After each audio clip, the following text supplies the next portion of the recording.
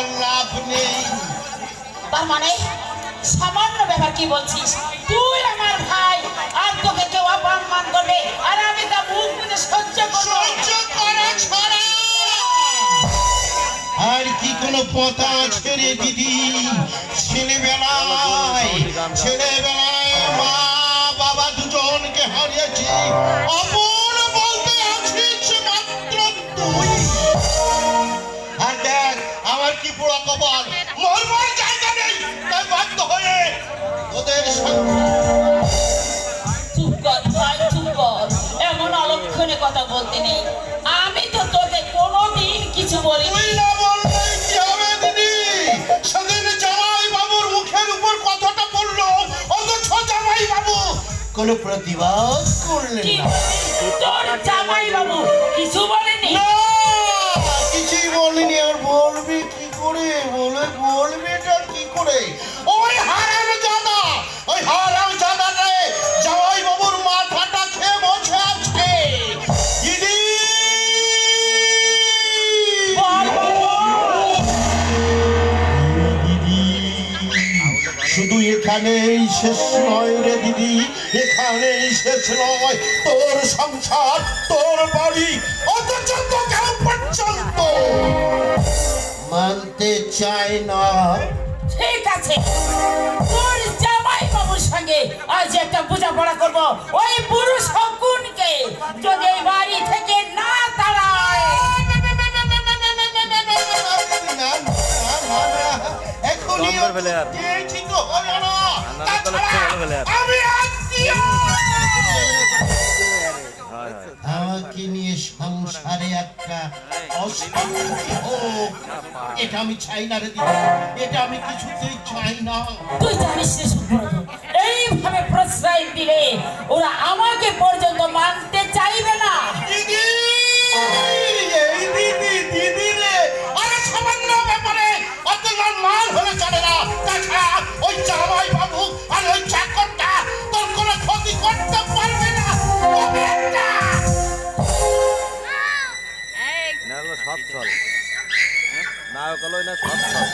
তবে একটা কথা দিদি, এখন তোর প্রধান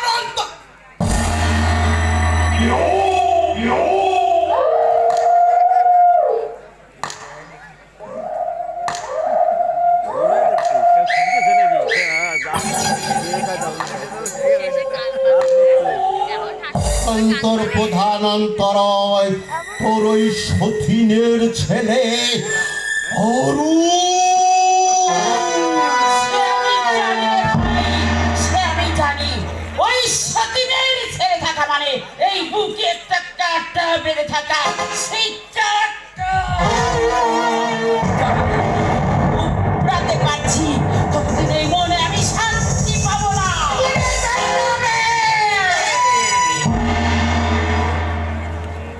ওই কাঁটাটা সহলে তুলে ফেলতে হবে। তুই কোনো চিন্তা করিস না, কিন্তু তুই কোনো চিন্তা করিস নে। ও আমি যখন আছি, ও দায়িত্বটা হ্যাঁ ওই মানে বলছিলাম যে কথা আমি তোকে বলতে এসেছিলাম রে দিদি। কি কথা? না মানে বলছিলাম সে কথা তোকে বলা যাবে না। আমি বলছিলাম না, আমার না ওই 50টা টাকার ফি সন্ধ্যা। এই টাকা নিয়ে এখন কি করবি? দিদি দিদি ওটা তোকে বলা যাবে না। আচ্ছা, এই নে চাবি নিয়ে যা, আলমারি থেকে বের করে নিবি। এই নে। দিদি এই দিদি বল ভাই।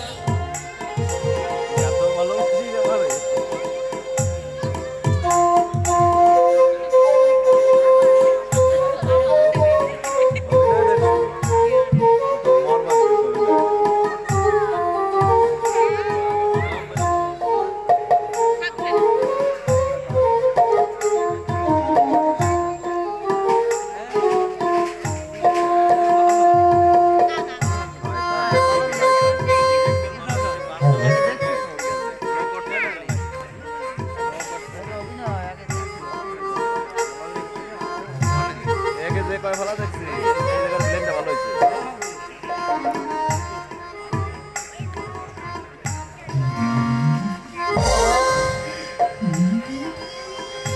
বল ভাই। মধুর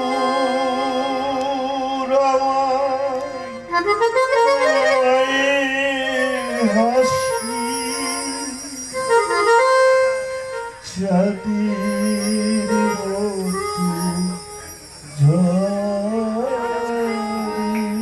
এই এক যাত্রা 3 বছর। পাখি মনে পড়ে পাখি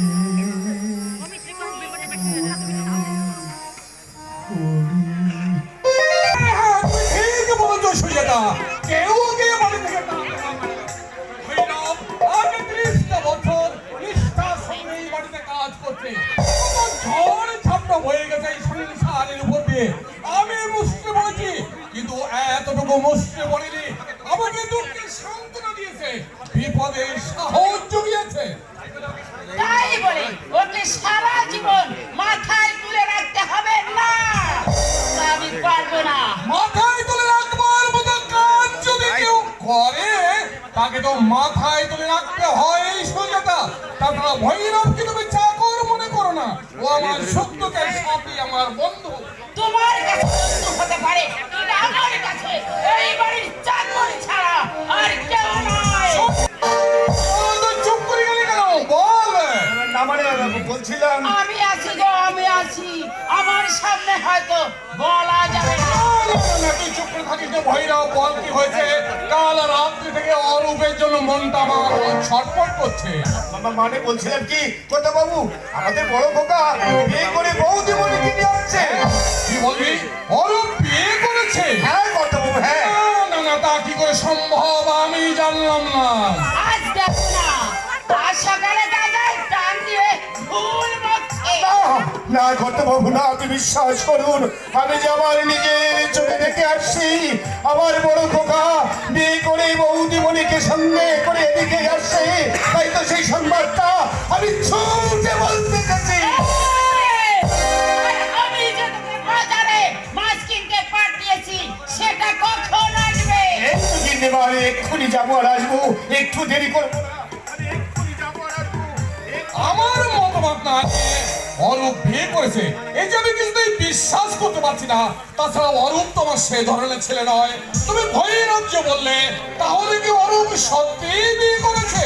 হ্যাঁ বাবা, একটা অসহায় মেয়ের জীবন বাঁচাতে তোমাকে না জানি আমি বিয়ে করেছি।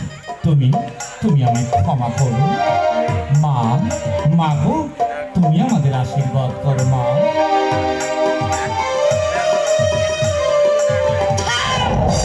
ওর প্রণাম করতে হবে না।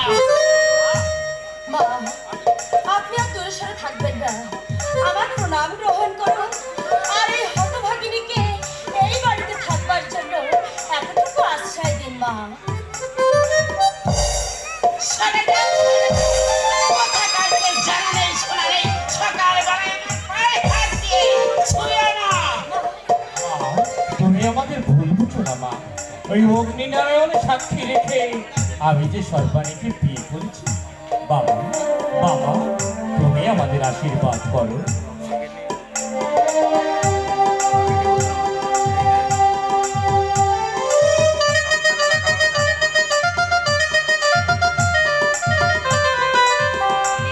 অরূপ, তোকে আমি কতখানি বিশ্বাস করতাম, আর তুই কে না? বাবা বাবা, আমার সব কথা শুনবার পর যদি তোমার মনে হয় আমি কোনো অপরাধ করেছি, তুমি আমাকে যে দণ্ড দেবে, তোমার দেওয়া সে দণ্ড আমি মাথা পেতে নেব। অরূপ, সেই ছোট থেকে আমি যে তোমার অবশ্য বড় হয়েছি বাবা, কোনোদিন কোনো খারাপ কাজকে আমি করতে পারি? তোমার উপদেশ আমি আজও ভুলিনি বাবা। তুমি না বলতে বিপদের দিনে মানুষে মানুষের পাশে দাঁড়ানো প্রকৃত মানুষের কাজ। অরূপ, বিয়ে বাড়ি উৎসব মুখর রাত্রি পর এসেছে, মেয়েরা সব উলুধ্বনি সংবর্ধনী করছে। ঘরে ঘরে বসে মনের মধ্যে রঙিন শব্দের চাল পৌঁছে সেই সময়ে কোনে পক্ষ বল পক্ষের যৌতুকের টাকাটা দিতে না পারায়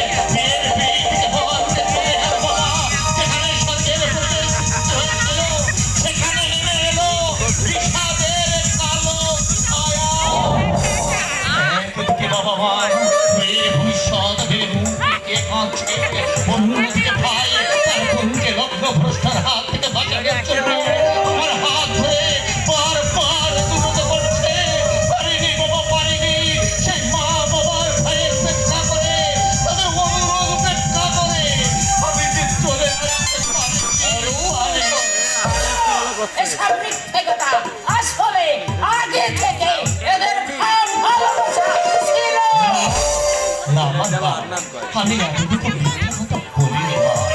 বাবা বাবা, তোমাকে না জানিয়ে বিয়ে করে সত্যি সত্যি আমি অনেক বড় অপরাধ করেছি। তুমি তুমি আমাকে শাস্তি দাও বাবা, এই হতভাগ্য অরূপকে তুমি শাস্তি দাও। এখন তোকে আমি শাস্তি দেবো। যে অন্যায় তুই করেছিস তার শাস্তি তোকে পেতেই হবে। তোকে আমি এমন কঠিন শাস্তি দেব যা দেখে ভবিষ্যতে আর কোনো ছেলে এমন অন্যায় করতে সাহস পাবে না। তোর শাস্তি তোরা এই মুহূর্তে এই বাড়ি থেকে বেরিয়ে যাও। ওদের আমি কোথাও যেতে দেবো না। আমার এই স্নেহের খাঁচায় ওদের আমি বন্দি করে রাখলাম। এই সিধা ওরে অরূপ, আর তুই যা করেছিস, ঘরে আমার বুক ভরে উঠেছে। এই বিভৎস কুৎসিত প্রতাপ যুবক কষ্ট থেকে তুই বাঁচাতে পেরেছিস।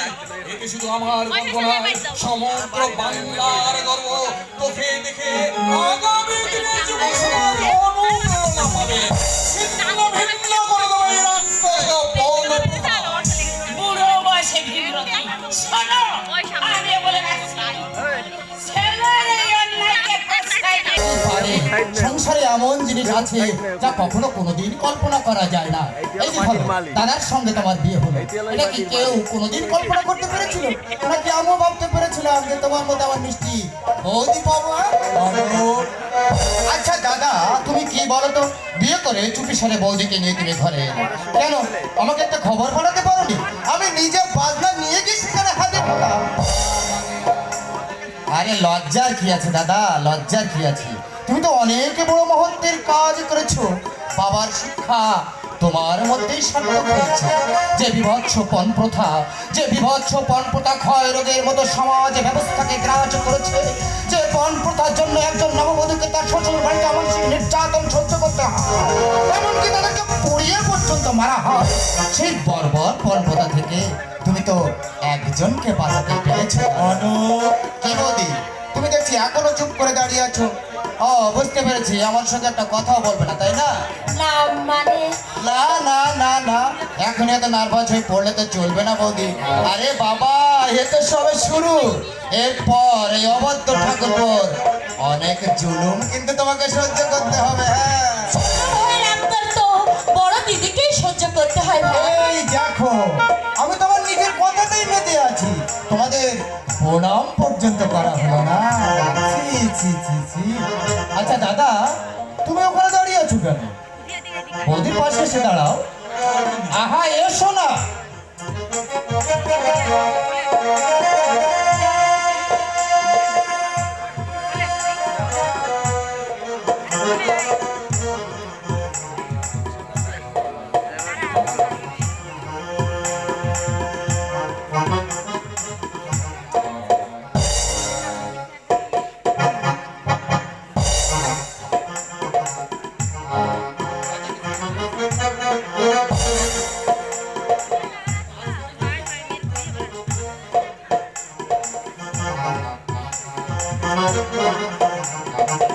আচ্ছা, আপনারা বলেন তো, আবার দাদা বৌদিকে কেমন লাগছে? ভালো? আরে না মশাই, মোটেও ভালো না। আমার তো মনে হচ্ছে কিরে বাদরের গলায় মুক্তোর মাল। বলো।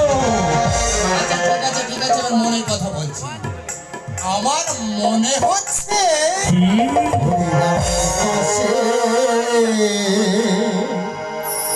সীতা যেন কানুর পাশে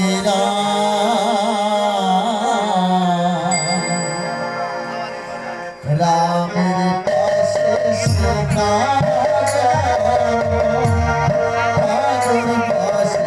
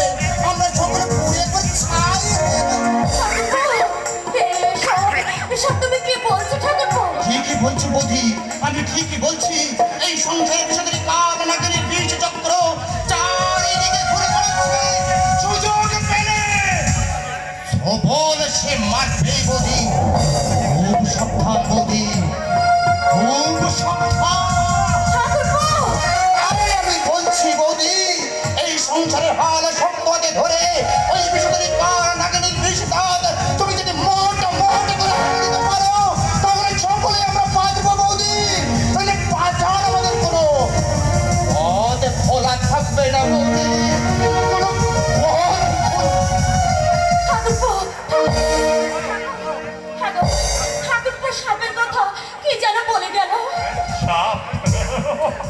তুমি হাসছো?